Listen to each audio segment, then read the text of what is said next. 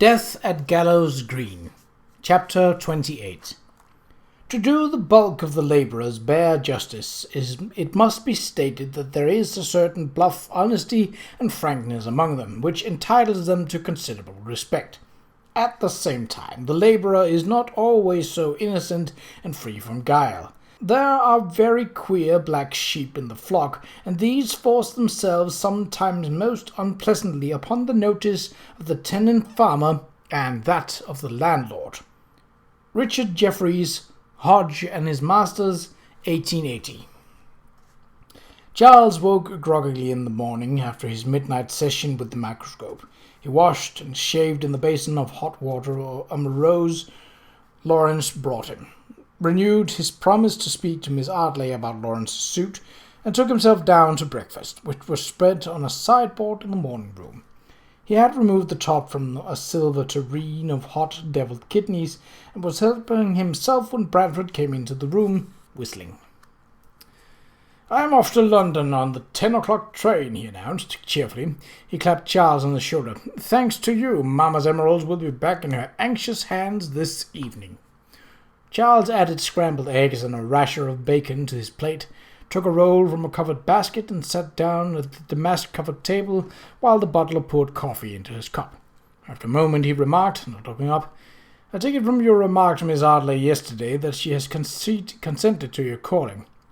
Bradford pulled out a chair and lounged on it, accepting the coffee the butler handed him. "Of course," he said lazily. "Why should she refuse?" Indeed, Charles thought, staring into his plate of kidneys. Why should she refuse? The Marston estate bordered Bishop's Keep, and the Marston fortune was substantial. The Marston name socially prominent, the Marston heir handsome and debonair. Bleakly, he abandoned his fruitless enumeration of the advantages to Miss Ardley of a marriage to the Marston baronetcy, and turned his attention to breakfast, while Bradford regaled him with a story he had read in a newspaper of a possible German plot to invade the south of England. A bit far-fetched, Charles thought, only half listening. The Germans might have designs on portions of the empire, but only if they could lay their hands on them without a great deal of effort, and it was foolish to imagine an invasion of the south when a landing on the east coast offered a clear way into the industrial Midlands. When he had finished eating, he pushed back his plate and brought up the matter which kept him up late the night before. "I would like to have your permission to speak with your estate manager, Marston. I am in need of some information." "With Carter?" Bradford leaned forward, began to pull grapes off of an elaborate pyramid of fresh fruit and flowers in the centre of the breakfast table. "Of course, although the man's a bit foggy." "He's been with you for some time?" "Since grandfather's day. Much of the arable land that is not let has been turned back to meadow to feed Papa's horses, but we still plant some grain, even though the American wheat imports hold prices down. And of course there are the swine and the dairy, though those operations too are small in comparison to the old days." He waved his hand like a man clearing away a swarm of vexing problems. "What kind of information are you seeking?" Charles held out his cup to the butler for more coffee. "It has to do with the murder of Sergeant Oliver." Bradford pulled out an elaborately engraved gold watch and consulted it. "I do hope you are not planning to accuse Carter. The man's too decrepit to have killed anyone, recently at any rate, and too old to go to jail for it if he did." He put the watch back in his pocket. "No accusations," Charles said. "I want to pick his brain about harvest pig practices we're hereabouts." Bradford drained his coffee cup and stood up. "Well, dear chap, I don't profess to know how the harvest might be connected to that wretched murder, but if you think Carter can help, by all means have a go at him. As for me, I'm off to London to redeem Mamma's emeralds." He went to the door and turned. "Eternally grateful, Charlie. You have saved me once again." Charles was left with his thoughts about murder, about the harvest, and Miss Ardley. Carter had once been a thick-set man with a face the colour of brick dust and whiskers and hair of the same tint.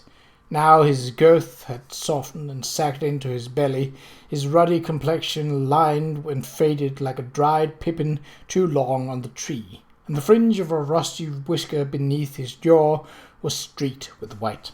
He wore a round black felt hat made in the old broad-brimmed style, an ancient green smock frock, thick green trousers, and black boots well oiled.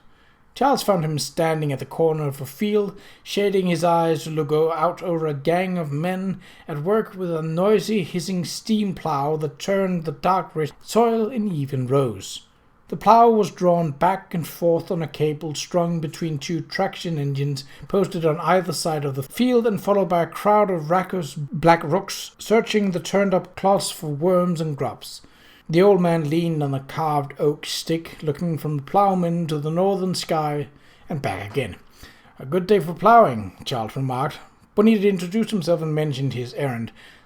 The sun was bright, the breeze was gentle, and the air was sweet.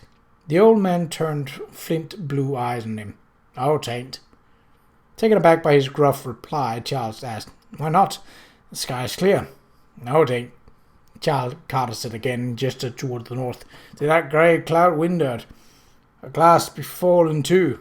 Afternoon it'll be dank and foggy, and tomorrow it'll be rain. Got to plough in this field next to four then. Don't have to do the steam plough mirrored in here, men."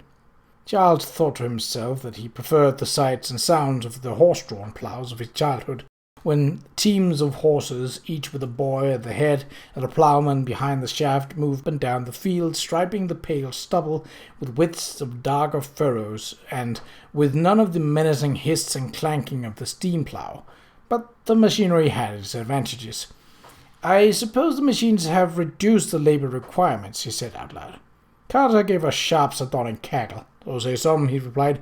"A steam plough don't work itself. See those two engines? Want a man apiece to manage him, and another to go with the water cart and feed the boilers, and another with a wagon full of coal.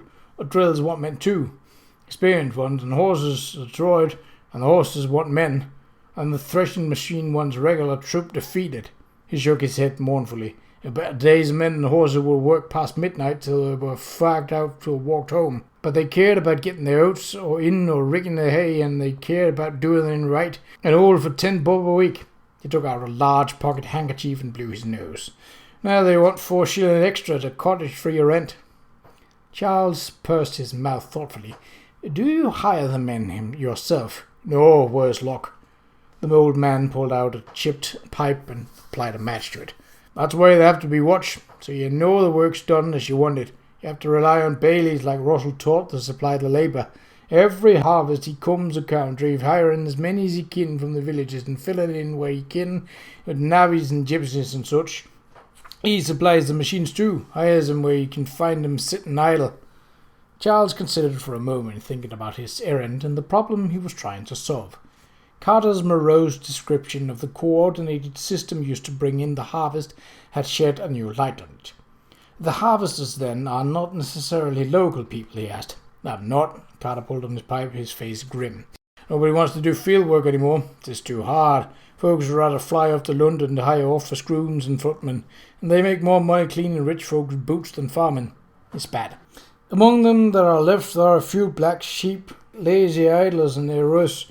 A chaffinch uttered a bold challenge from a nearby hedge, and from a nearby copse came a deep, hollow bass of the wood pigeon. Carter paused to listen for a moment, then turned back to Charles. "Was it planting you wanted to ask me about?" "Actually, it's the harvest I'm interested in," Charles said. He took several envelopes out of a pocket in his coat. "Would you mind taking a look at these and telling me what you see?" His gnarled, stubby fingers surprisingly nimble, Carter opened the envelopes one by one and inspected the contents of each. "Looks like ordinary red wheat," he said judiciously. "A mixed lot, I'd say. Not too good, not too bad. Last year's harvest. Comes from different fields, of course." He peered at Charles. "That what you want to know?" "That's it exactly," Charles said. "You say it comes from different fields. Where precisely? Can you tell?" "Of course I can," Carter said with a contemptuous look. He fingered the contents of one of the envelopes. "Take this lot now. Comes from a far side of Manningtree along the estuary." "How can you tell?" "'Cause a bit of sperry mixed in with the wheat." To illustrate, Carter picked the tip of his old blunt finger, pushed it into the envelope, and pulled it out with the brown seed stuck to it. "Sperry grows where the soil is light and sandy near the coast. Sandwood, some call it. And this lot," he looked into another envelope, "western edge of the district as far as Melford, I'd reckon. See how shriveled and brown the seed is? Almost no rain westward last summer. The buyers at market remarked that wheat from there was poor and over dry." Charles nodded. So these samples, he said thoughtfully, came from various parts of Essex. It was a good 50 miles from the estuary to Milford. And into Suffolk as well, Carter replied, as he opened the third envelope and peered into it. A thistle here. Mean thistle it is. It's mostly been cleared out, but you'll still find it north of East Berkhold, where there's land on Thrifty. I see, Charles said. His dream came back to him. But would Archie have tramped from field to field? Wasn't there another explanation? Where might I be likely to find all these different lots of grain together in one place? Carter shrugged. Market comes to mind. Farmers bring samples of their harvest to market for buyers to look it over. Where else beside the market? Well, there's a ship depot warehouse. When the farmer sold his harvest, he hauled the sacks to the depot where they were stored afore being shipped. Wood store has been brought in from all corners of the district. Are there any depots in this vicinity?